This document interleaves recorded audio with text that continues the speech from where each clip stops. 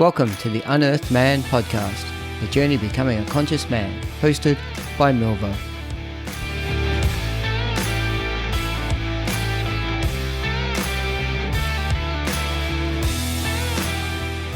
Hey all, Milvo here, and welcome to episode 35 of the Unearthed Man podcast. To kick off, I'd like to acknowledge the traditional custodians of the lands on which we work and gather, and their continuing connection to land and waters. I pay respect to elders past, present, and emerging. I pay tribute to the diversity of First Nations peoples of Australia and their ongoing culture. If this is your first time listening to the podcast, then welcome aboard. If you're one of my regular listeners, then certainly welcome back. I really appreciate your ongoing support. If you're looking to know more about the Unearthed Man, then you can find me on Facebook, Instagram, and LinkedIn. I'd again like to thank Amend Movement co-founder Wah for his openness around his journey, and also for the little nuggets that he dropped that have certainly helped me revisit how I view my goals and abundant thinking. These now incorporated into my daily meditation practice. I first had the chance to meet today's guest whilst undertaking the Conscious Man Brotherhood's Warriors Way program. He provided guidance and mentorship in the form of a flight plan, which helped me move beyond a logical approach to my goals and to have them aligned to my true passion and my true inner feelings. That was definitely a game changer for me. He also challenged me on my goal of doing 13 podcasts in 2020 and my limiting beliefs around why men would want to come onto the podcast. I took inspiration from this. In the end of 2020, I'd recorded and published 27 podcasts, of which 18 were guest interviews. This season, I'm doing a further 24 episodes, of which 22 will be guest interviews. He's a co-founding father of the Conscious Man Brotherhood and is the creator and leader of the Rising Man movement. His passion is igniting a generation of men into their power and purpose. He also hosts the Rising Man podcast, which is definitely a must listen. He's a proud husband, papa, and mentor. Welcome to the Unearthed Man podcast, Jeddy Azuma. Hey, Jeddy. Hey, Milvo, honored to be here, man. Thanks for having me on. This is awesome. I know we tried to get you on as part of season one, and timings and things didn't work out. We're all a bit chaotic, but I'm really grateful and honored that you decided to come on and help me out with the podcast. Likewise, man. Ready to jam.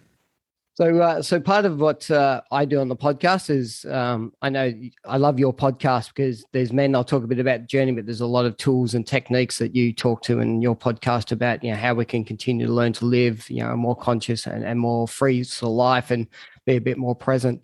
What I like to do is get men to go back to the start of their journey, and I know that you've been on a really beautiful journey for a long period of time.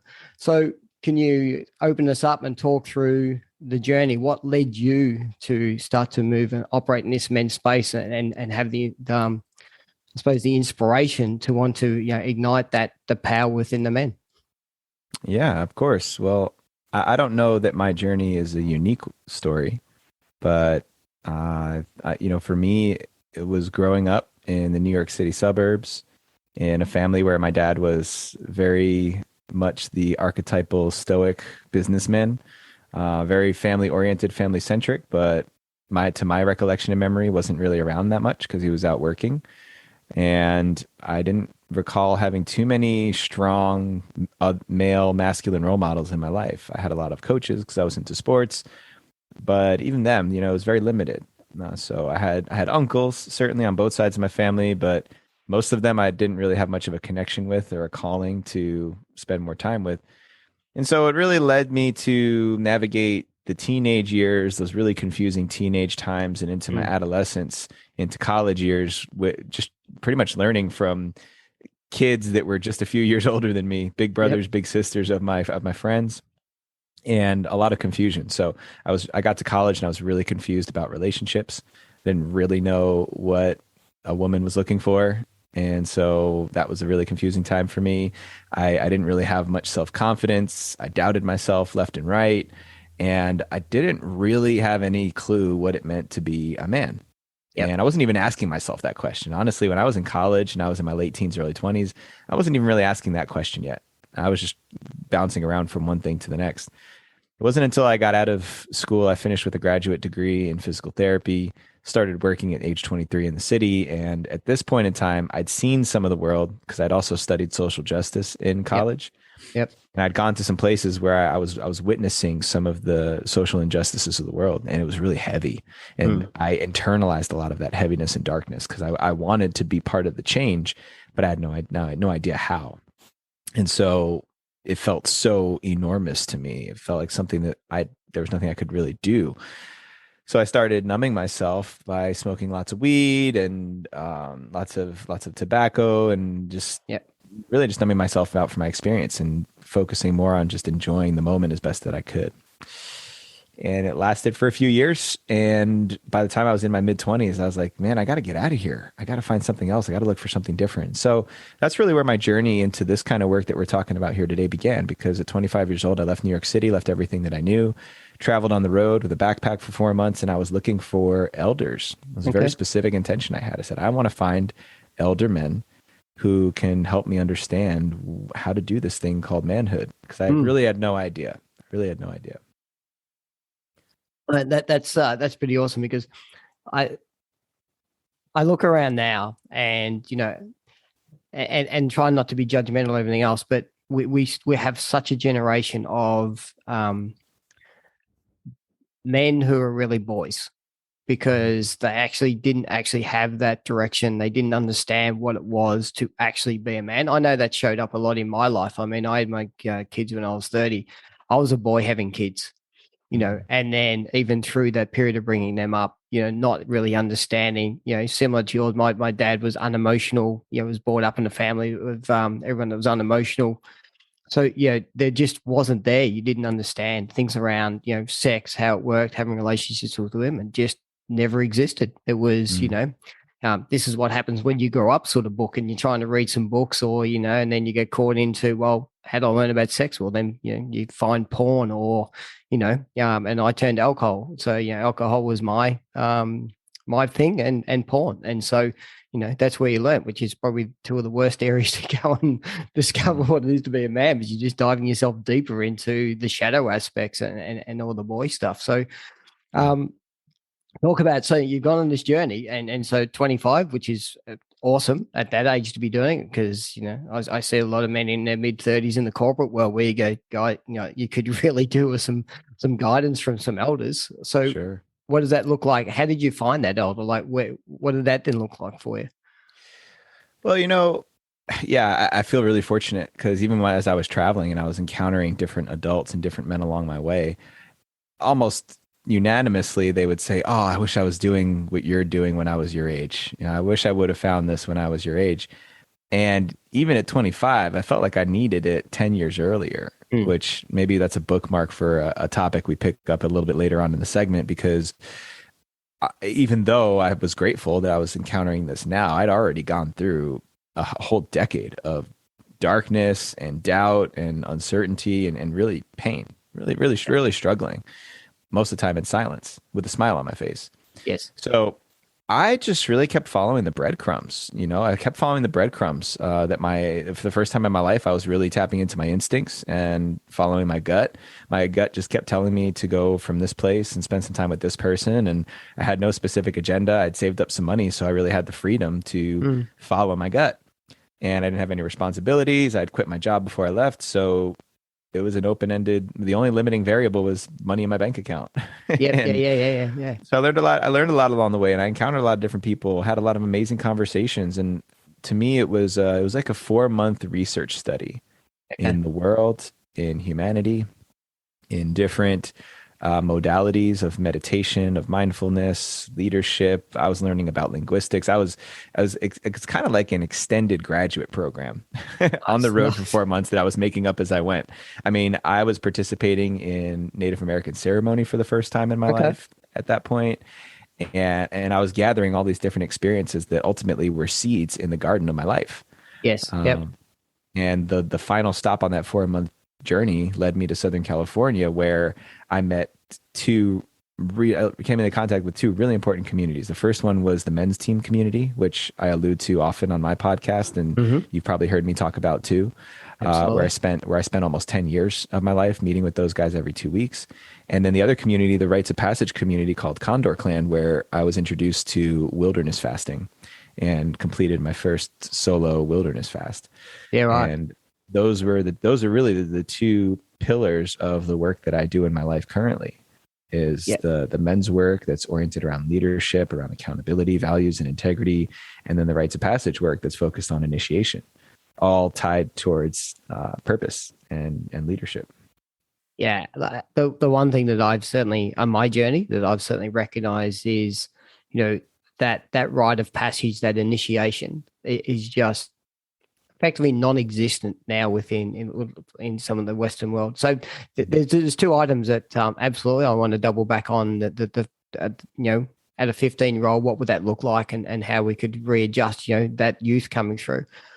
But you also touched on some of the Native American, some of the indigenous, you know, rituals and those sorts of things. Because I know here in Australia, you know, we've effectively rejected anything and everything to do with our indigenous society, and it's only now we're doing acknowledgement to country and acknowledgement to, you know, the elders of past. So part of what you're doing with that condor and you know, with the fasting experience, is that due to the Native American? Is that all driven from that aspect, or is there linkages, or is it different? How does that all work? I would say that particular community is not tied to the Native American rituals. That was actually something that came from a man named Stephen Foster, who was a graduate professor in UC Berkeley over here in the Bay Area in California. And he was doing graduate level work and dissertations on the absence of rites of passages in our modern society. Okay. So a lot of his research was into Native American and other traditional customs of rites of passage and coming of age rituals. But he created an organization called the School of Lost Borders, inspired by his work and informed by his research, where he recreated rites of passage culture. Okay. Yep. And that has been a really significant tree that's sprouted branches into all these different organizations here in North America and beyond, including organizations like the Wilderness Guides Council, and it's international at this point. So, Okay. So that man, Stephen Foster, and his wife Meredith Foster, were very instrumental in that. And my teacher, who started Condor Clan, was a direct student of Stephen's. So, the part of my life that has gotten involved with the Native American church and Native American ceremony was parallel to that, not directly linked to it. Is that because you have a heritage in the Native American, or is that just because you wanted to align to people that have, you know, pre-colonization already had these rituals and already had connection to earth and already had connection to, you know, spirit and how that actually operated? It's more the latter. My ethnic background is my father's family is from Japan and my mother's family is from Italy and parts of the Middle East. Okay. So I don't have any direct Native American bloodline that I know of. Yeah. So I was invited to participate in these ceremonies when I spent time on the reservation back when I was 23 and then 25 for the second time. Yep. And then found my way back to them in my, when I was 27. Okay.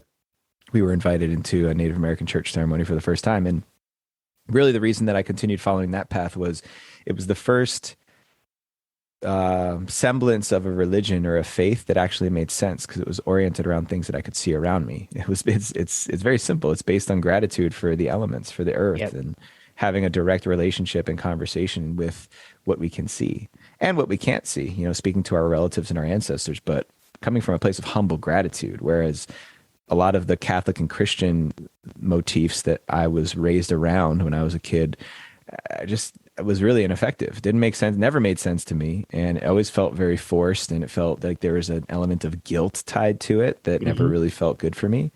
Whereas as I'm learning more and more of the Native American tradition, it's really about reverence for all life, respect and love and appreciation for all life, and giving gratitude for the earth, and thinking about how my life is impacted by everything else around me.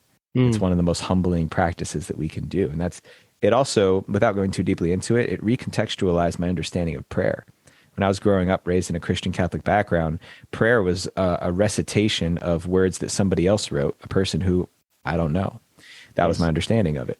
And when I was introduced to prayer inside of these other traditional ceremonies, it was just speaking from the heart. And I was like, I can get behind that. It was awkward at first because I didn't quite know what to say. And even still, sometimes there's a part of me that looks for the regimented, recited prayer because I don't know what to say. But it's really enabled me to connect more to my truth and speak from my heart. So it's a really core part of who I am. In fact, my wife and I have raised our kids in those ways. And my wife has some indigenous connections through her Mexican lineage. But she wasn't raised in that way. So we're really like we're infants in there too, right alongside our kids, and trying to recreate a new legacy for our children to adopt. No, and that's beautiful. I really love that because I probably similar growing up as a Catholic, and I could sit there as an altar boy, and actually I got told off by a priest once because I was actually reciting the whole effectively ceremony in the background. He's like, can you just not talk while I'm talking in the background? Like, because you just knew a parrot fashion, right? Because you went all the time and you just knew what it was. And but you're right, there was no connection. There was always a gap. Like I always struggled with where that connection was. But now where I am now, like I can sit there and just be present and quiet and just look at a plant and just be in awe of the plant and watch these. We got a couple of monsteras at the moment, and all of a sudden you see this new beautiful shoot come out. You go, wow, like how quick did that really happen? And how come I missed that? And yeah, and you're right. Then that prayer is actually that just gratitude, and it's from deep in your heart. And as you said, sometimes you don't need the words; you just need to feel present with what's around you. I know within Australia, they treat animate and inanimate objects exactly the same. So a stone is as important and is, has as much worth as an individual, as a kangaroo or a koala and that sort of thing, which is what I'm starting to move into as well. So I love being a student and, as you said, an infant in the new world of this new world of discovery. So it's definitely amazing. I'm coming back to the 15-year-old stuff. I want to just progress a fraction further forward into the fasting, like the 3 and 4 day fasting activities that you've done and been involved with, because that's another area that I'm really interested in. And I've heard, I'm spoken to Brendan Durrell because I know he went and did the session. He spoke about it on the podcast, and it was hilarious. His take on day one. Yeah. Just like, what the fuck have I done? What's going on? Like this whole resistance piece. So can you talk through that and what that looks like for you as well? That connection into that piece. Yeah. Where to begin? Well, for me, I always felt called to ceremonializing my passage into manhood. I didn't really know. I didn't have the language for that when I was starting to feel that, but there was a very visceral feeling in my body where I wanted to challenge myself and be seen and witnessed in that challenge and acknowledged for going through some sort of adversity. Right? I think it's something that we all feel. I think it's what we witness a lot in our modern society are young boys, teenagers, adolescents doing really wild things for external validation. I mean, just look at fraternity culture here in the States, especially, or just, I mean, even now social media wise, right? You could read between the lines and look at some of these social media accounts, some of these YouTube channels, and there underneath what is actually being said is very clearly to me a calling out to be seen and acknowledged. Yes. Right. So I didn't have that growing up. I didn't have a ceremony other than my high school graduation, my college graduation, some of the ceremonies and sacraments inside of the Catholic Church before I left the Catholic Church that marked a passage from one stage into the next. But I wanted something more significant. And when I came across this community that they were introducing a model that was very intentionally acknowledging everything that's happened in my life up to a certain point, reviewing it, reflecting on it, harvesting all the berries and the goodness and the insights from it, and then leaving everything else behind, effectively cutting off myself from that identity and then stepping into the unknown for a period of time. In this case, 4 days with no food, no contact with other humans, no tent, no creature comforts at all, and being out there in the middle of nowhere, and then coming back across that threshold with something to give, a gift to give, and effectively the beginning of a new chapter of life. It was very appealing to me. There was, I mean, the solo time in nature felt very congruent with what my internal climate was asking for. And the ceremony around it, the intention around it, but most importantly, the community around it. The fact that I was going to be received by other people who had crossed this threshold before, the initiation component of it was what I was craving the most. Yeah. Yes, I wanted to challenge myself. Yes, I wanted to learn more about myself. Yes, I wanted to be at my edge.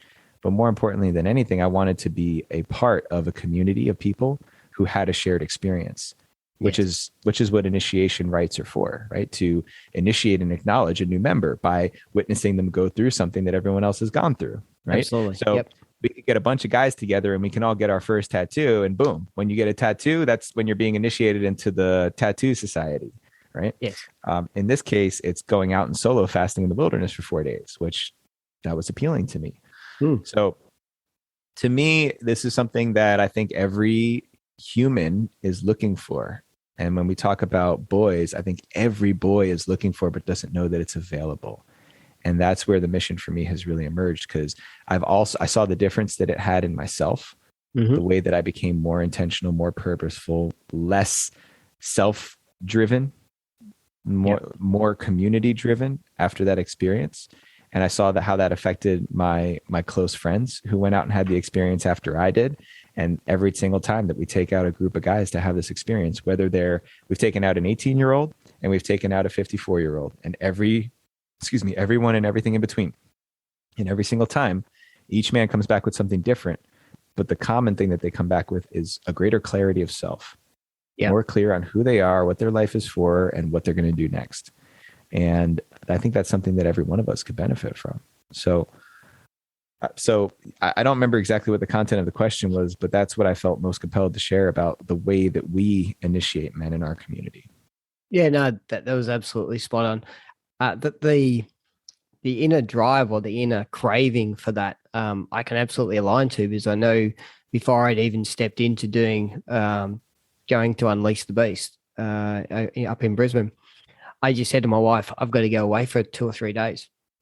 And I just went to a campground. Admittedly, I still had access to other amenities, but just had to spend a couple of days away in the swag, just, and then going for, hikes up through the hills and everything else. And then for me, there was just that same thing. There's that craving of wanting to just be isolated, but consciously isolated, like it was calling me just to be there to discover who I was. Interestingly, I got sick. Like as soon as I'd gotten let go, my body just, I came home like with a bad cold and quite sick. Was obviously there's a whole lot of release mechanisms that took place. And even though I was consuming food, for those that don't know, what Jeddy's alluding to is effectively you're out basically at least half a kilometer away from anybody else, and you have water for 4 days. And that's pretty much it. And a sleeping bag and nature.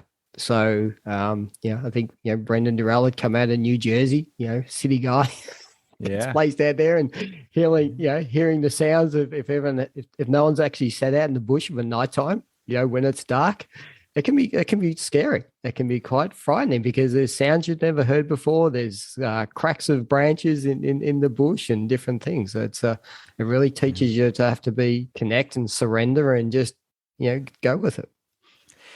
Yeah, and for the most part, it's all in our head, right? I mean, just like with any other fear. And that's why this process, I really love this process so much, because it's such a great mirror for how we do everything else in our lives. I usually just to give folks who aren't familiar with what we're talking about here a scope of the experience. It's just so unique. I mean, the combination of variables, going without eating food for 4 days and 4 nights, right? Effectively almost 100 hours without eating food. That alone is an experience that most people haven't had, right? We're already going down to the 1% or less than 1% of humanity who's had that experience, right? Especially when you're doing it by choice. There's plenty of people in the world who are starving, probably go for way longer than that without a proper meal. But going without food, going without shelter. So yes, you're in a sleeping bag, but you don't have a tent. You don't have any other means of sheltering or providing for yourself. And then take technology off the table because we're in the middle of nowhere. So even if you had your cell phone, it wouldn't do anything for you. But we send you out there without books, without musical instruments. For the first time in your life, the only thing you can hear is your inner voice and your inner thoughts and the reflection of the natural environment around you. When you put all of those things together, it's truly a unique experience. And what I usually say is that this might be the first one and only time in your life that you were able to tune out all of the extra noise to hear the voice of truth inside.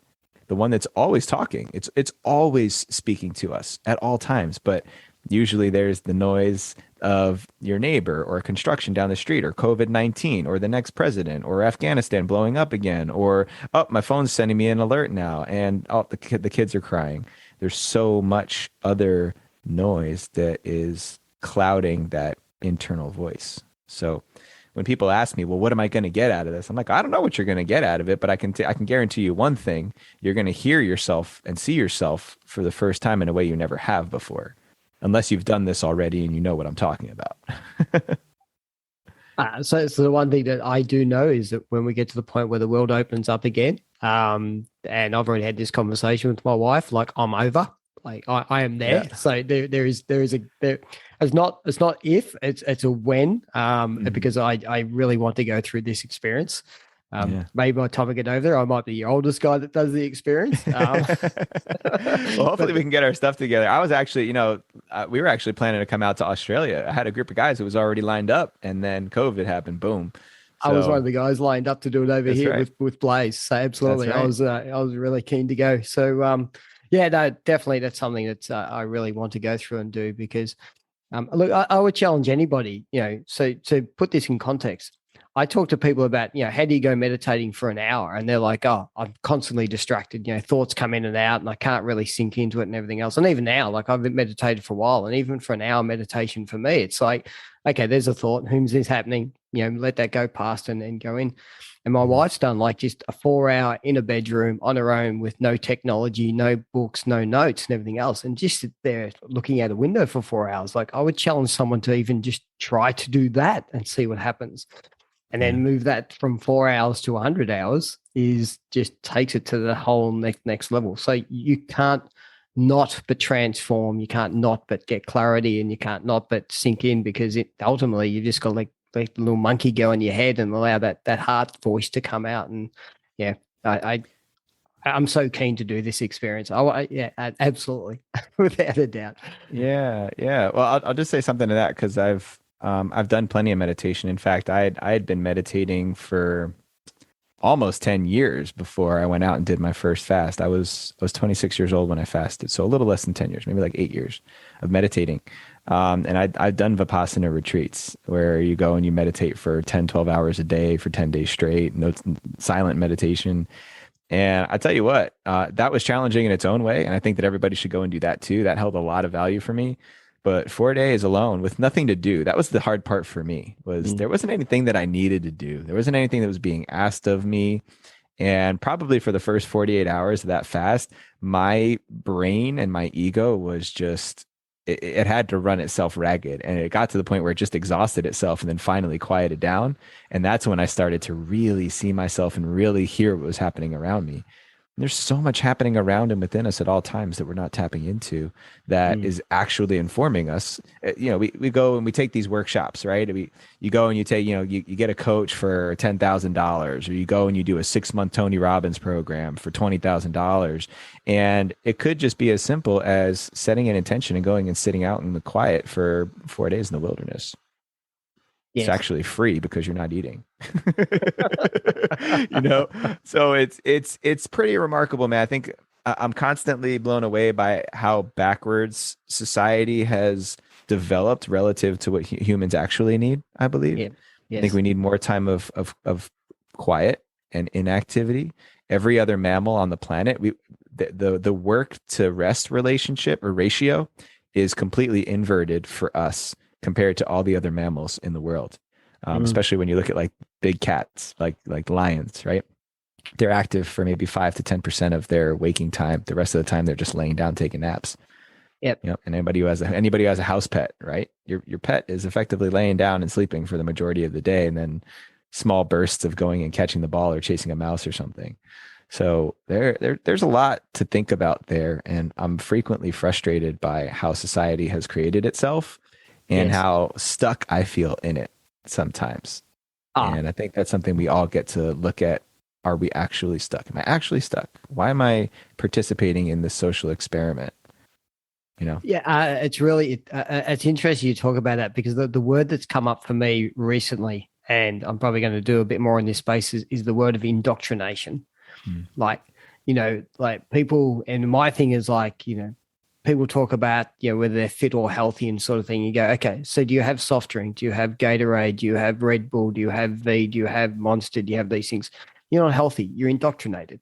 Like, you haven't understood this slow burn of subliminal messaging that's indoctrinated you into this sitting in a box society. As much as you feel that you are free and you're out there, the reality is most of us, if not all of us, are indoctrinated somewhere along the way. The thing is, have you learned to have the awareness and go, I am indoctrinated. At least I can see it and I can understand it. And that's where I'm seeing the gap is people just aren't even recognizing the level of indoctrination that is actually now taking place around the world.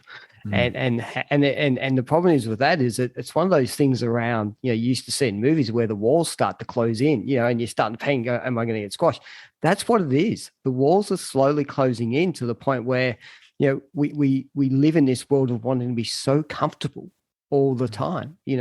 I talk to people about go and have a cold shower and they go, I can't do 10 seconds. It's like, yeah, because you're uncomfortable. Like, you're not going to die from a cold shower. Like, push through. Oh, I struggle after 10 seconds. No. You just struggle being uncomfortable. Like, where else is that showing up? And that's, again, that whole, we're just so told now to be, you have to live your life comfortably. And, and how do you do that? Well, you get more money, you get more debt. You have to, this is how you need to operate. You go and get all your medications because, heaven forbid, you might want to, have a runny nose for 3 days. But and that's where that's where my mind's actually sitting at the moment, in that space. Yeah. I think that's because that's another thing about, especially when it comes to the traditional ceremonies in the Native American tradition that I'm familiar with so far. There's a couple of commonalities in every one of these ceremonies, because there's ceremonies for all types of things. But a common component in each one of them is an element of sacrifice and an element of discomfort. And from what I can extrapolate and from what I've been told by elders and teachers in these communities is that there was a very specific and deliberate reason why there was a layer of discomfort woven into each of these ceremonies, because that's what prepares you for life. Life is uncomfortable. Life hurts. Life is painful. We don't have to suffer. I ever heard that saying that pain is inevitable, but suffering is a choice. We can choose to suffer through it. You can choose to suffer through a cold shower, or you can embrace the discomfort of that in the same way that you embrace the discomfort of having a $0 in your bank account, or the discomfort of being quarantined and stuck inside, or the discomfort of being alone and single because you got broken up with last week. This discomfort's around every corner, and it's not if, it's when it's going to happen. So that's another, now we're talking about some greater philosophical issues when it comes to society, but just how indoctrinated we are to safety and comfort. Absolutely right, man. Exactly what you said. In fact, it's what we seek, right? All the messaging is like, oh, you should want the bigger, better, faster next thing, right? The bigger television, the new iPhone that's going to make your life easier. Yes. No, it's a myth. It's a consumer myth. It's not real. It's driving us further away from what we really need to survive and navigate the climate. Absolutely.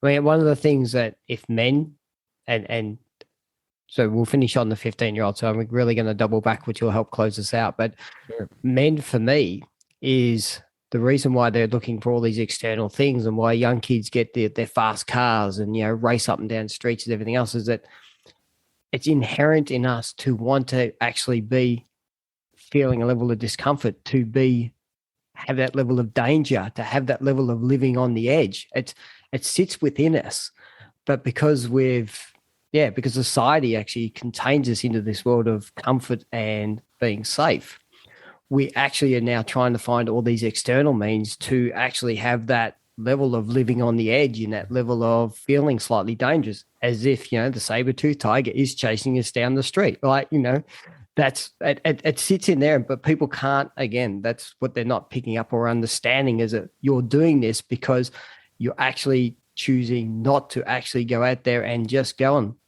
camp out in the bush for a day, or go for a walk in the bush for a day, or put yourself in an area that you aren't comfortable about.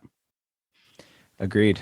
Yeah. And I want to make sure that we swing back to what you want to. So I have plenty more I could say about that, but I know you wanted to swing around back to the 15-year-old. Well, I think to your point earlier, and I'm really keen because you said let's bookmark it, because I want to do that, because obviously you've got some thoughts about, as you said, you started on your journey at 25. Yeah. I mean, I started my journey about 30, which is when I gave up alcohol. But in my real deep dive, it's probably at the age of 52. So, like, I'm definitely at the other end. But yeah, what would, in that 10 years, like, what does it look like for you to going back? What would you do as a 15-year-old, or what would you think as a society, or what as men that we can do to help support young men at that age? Well, Milvo, I think about culture a lot. That's really where my focus and my attention and energy is. I think about two things. I think about culture and I think about legacy. So a man like yourself who didn't really have access to these tools and resources until you were in your 50s, I hear that and I think that that's beautiful. I celebrate that. I'm sure there's another version of that story that says, man, I came to this so late in the game. If only I'd known this when I was half my age. If only I'd known this when I was a teenager, right? If only ... And I focus more on critical mass that is required in order for us to make lasting cultural change. So most of my work, and a little bit of a digression from the story, when I first recognized that I wanted to not just be a physical therapist, but that I wanted to impact people's lives in this capacity, I said, I got to work with teenagers. Because my idea was, in order to break the cycle, you got to start before the damage is done. And for me, and from what I was beginning to understand, a lot of that damage is done preteen, teenage years. So somewhere between the ages of 11 and 15, you could really lose somebody at that time of life if there's a certain level of trauma, a certain level of discomfort that's experienced without proper mentorship and support, right? So my idea was, okay, well, I'm going to work with teens. And it was just really hard for me. It was really hard for me to work with teenagers. I spent some time working inside of an inner city in South Central LA, working with really, really challenging kids that ultimately they just needed a degree of love that myself and the guys that I was working with, we just didn't have the capacity to offer, because there was hundreds of them and there was like a dozen of us. Yep. So I got a little bit, what's the word? Discouraged by that. Temporarily. And it just naturally drove me to working with guys who were just a little bit younger than me, a little bit older than that and younger than me. So some in their early to mid 20s and some late 20s and 30s. And I recognized, okay, well, if I want to influence the next generation, then I've got to catch the guys who are about to or have already become fathers. Yep. Because if I can work with those guys, if I can initiate a man who has yet to have his first son, and then that child is born into the world to a father who is an initiated man. And then all of those years of having that man in his life and seeing what it looks like for him to be the man who is connected to his sense of purpose and who's serving his community in a bigger way and providing and protecting his family in an integral manner, then that boy has a better shot than any of us did. Right? Raising our kids in this way. So that's the way I look at it now. Is there's many different ways to influence culture. Right now, it seems like there's like let's catch up. Let's free up the logjam of guys who are still boys by initiating them. I don't care if you're 13 or 30 or 57. Right? If you hear the call and you want to walk over that threshold and you want to mark that and be seen as an initiated man in our community, you're welcome, and we will take you. And then, even for the guy who we took out there, who's already in his early 50s, who already has an adult son, his son is in his early 20s, maybe like 24. But now his son saw his dad do that and he's interested. And I've had conversations with him. Right. So to me, that's how we can create a new culture and a new society for ourselves. We don't have to just forget about those of us who are like, it's too late for me, right? I'm too old. It doesn't work that way. No, because we need to have the examples that the younger generation will look up to. Absolutely. And I have a 5-year-old, almost 6-year-old son. He'll be 6 years old next month. And he grew up inside of the teepee. He's grown up in these ceremonies. And I've talked to him ever since he could understand about going out and fasting. And so he knows. He knows that his Uncle Phil and his Uncle Emmy and Uncle Sean and Uncle Rowan, that someday they're going to take him out when it's time for him to become a man. And he's going to fast in the wilderness for 4 days by himself. He knows that. And that's all he's going to know, because all of the men and women who surround him in his life too have also done that. And that's how we change culture. So I'm just trying to help other men create that for themselves in the same way that I've had to figure out how to do that for the last 10 years. I absolutely love that. I think that's a beautiful message. And I like where you're targeting, because it does make a lot of sense. For me, I had to go through what I had to go through to get to where I am today. Right. Mm-hmm. So it's not like it's too late in my life. It's like I had to get there. Now I've got a 24-year-old daughter and a 21-year-old son. My daughter packed up and just moved up to Cairns, North Queensland, and went on her own discovery journey, because purely she saw what I'd been through. And her and I have had a lot of reconciliation activities taking place and ceremonies around writing letters and burning letters. And my son, he just pretty much stopped uni and said, well, I'm going up to work in the snow for 3 or 4 months. We're like, see you later. Go and find yourself. And he's doing a lot of self-discovery. And again, it's good. So it's not too late for them, because, and I know he would definitely be fascinated in going out in the wilderness and just going through a process. So I absolutely agree with you that there is no too late or too early. It is, getting at the right people. And, I look at, because I operate in the corporate world, I look at these people in, around their 30s, exactly that. Like they're in their 30s, they were promised a dream coming out of university, they're stuck in middle management. They've now got the 1 or 2 kids, or they got their first child, and they've lost who they are, because their life is now home, the wife, the child. They're not sure who they are anymore. Didn't quite achieve the level they thought they would in their corporate career. And I can just feel the loss. I feel the grief, and so now they're into drugs, or now they're going out and partying on the Friday nights, or different things. And to me, it's that same group. It's like, how can we, how can I show you a way to become initiated, come across, join in, and go through a process. And then, your kids are just going to see this person. You're going to have an open heart. You're going to actually be less indoctrinated, more free to them, have freedom of thought and freedom of how they operate. And so, I absolutely agree that that's what we need to do. But we can only put the invite out. Like, we can only show by example, put it out there, and those who are then called and take the courage to listen to that call will then come across and say, I would like to join you, and they're fully welcome, as you've said.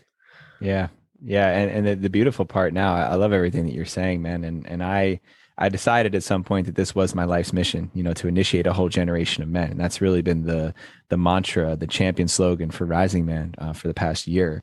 And I can happily report that just earlier this year, we brought out our first man, who was 18 years old. He literally had just turned 18. Beautiful. And he came out there with us. And it was amazing to see, because there was also another guy in his 50s who was part of that group, twice his age, more than twice his age, almost 3 times his age, actually, who was able to look at him and say, you have no idea how well set up you are for life, having gone through this. And now, and subsequently after that, I've had, I can't even tell you, man, maybe a dozen parents at this point ask me when we're going to do something like this for teenagers, because they have teenage sons. And now I'm just trying to catch up right now. Now we're just trying to catch up to it and say, okay, well, this is what the community's asking for. How can we provide this? How can we do this effectively? How can we meet the demand? Because to me, that's what a man is. A man is somebody who, like the leader emerges based on the needs of the people. That's to me what leadership is all about. We answer the call, and in this case, there's a screaming call for us to take care of our boys, to take care of our young men in a better way than we have historically. And so, this is the best way I know how to do it right now. No, absolutely. That's beautiful. So I know you're time bound, and I'm hugely grateful for the amount of time you've given me so far. I always like to finish off by asking the guests, what would be that message? I know we've talked a lot through, but what would be that like summarized message or something that you would actually, to the men or even the women who've got the men in their life or the kids in their life, what would you like to put out there as, a key message for them to take away? Well, that's interesting, Milvo, because I think I'd have a different message for the women. I'd have a different message for the men. I'd have a different message for the young men and the older men. But if there's one thing that I think I could say and speak to everyone is that we don't have to live the life that we have been led to believe, that we actually have the power to create a new life and a new reality, a new existence for ourselves. And the only thing that you're limited by is what you choose to believe. Your beliefs are yours, and you don't have to adopt anything that anyone else tells you if it doesn't make sense. And so that, to me, that encapsulates a lot, and that would be the general message I would share with everybody. Thank you. I think that's definitely, given the current climate, I think that's a beautiful way to close out. As I said just before, Jeddy, but I really appreciate the fact that you've come on. For me, it's a huge honor. I've loved watching your journey. You've hugely inspired me, but to be honest, I wouldn't be, I know I own my podcast and I own my passion and inspiration, but by you just calling me out as to where my limiting beliefs were and how much of now I've actually just tapping into my intuition and just running with it. We probably wouldn't be having this conversation if you hadn't shown the leadership, and I truly appreciate that, man. So thanks for coming on board. Thanks for your openness and honesty today, and take care. And we're definitely looking forward to staying in touch. Yeah, Milvo, thank you for your perseverance, man. Thank you for asking me to be on here. It was truly an honor. And I just want to acknowledge you for all the work that you've put in. I think you said episode 35. Like it's not an easy thing to start a podcast and to stay steady with it. And it's a labor of love. So I just want to recognize that in you and encourage you to keep going. Cheers. Thanks, man. Have a beautiful day. All the best to your family, and we'll definitely chat soon. Thanks, mate. Thank you, bro.